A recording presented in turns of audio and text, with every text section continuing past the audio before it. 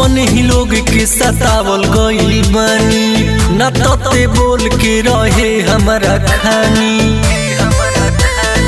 सुन हाँ हाँ अपने ही लोग के सतावल गइल बानी न तते बोल के रहे हमारा खानी। नाताबमो गोली से जहिया बोल देबे त तोड़ देब। ते कहबे त भाई रे रंगदारी कइल छोड़ देम। ते कहबे त भाई रे रंगदारी कइल छोड़ देम।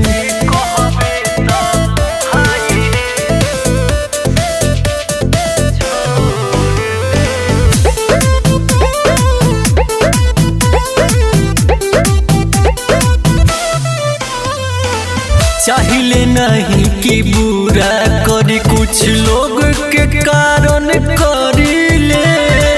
कलम चलावे के उम्र में हम पिस्तौल के हाथे धरीले। रहो सुन हाँ हाँ चाहिए नहीं कि बुरा करी कुछ लोग के कारण करीले। कलम चलावे के उम्र में हम पिस्तौल के हाथे धरीले। नाताबमो गोली से जहिया बोल देबे त तोड़ देब।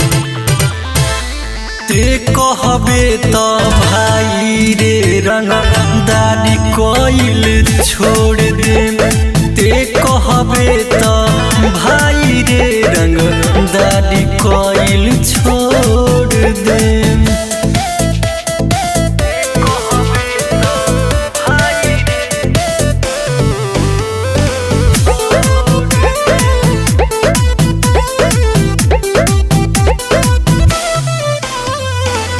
गोविंद बिहारी या मनोज मतलबी से के रहे सीधा साधा रे। दुश्मन जब दुश्मनी कैलस तब से आइल बाबा धारे। गोविंद बिहारी या मनोज मतलबी से के रहे सीधा साधा रे।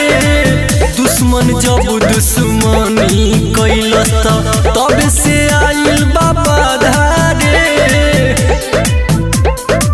सुन रे भाई तोरा लाए सबसे मुँह मोड़ ले।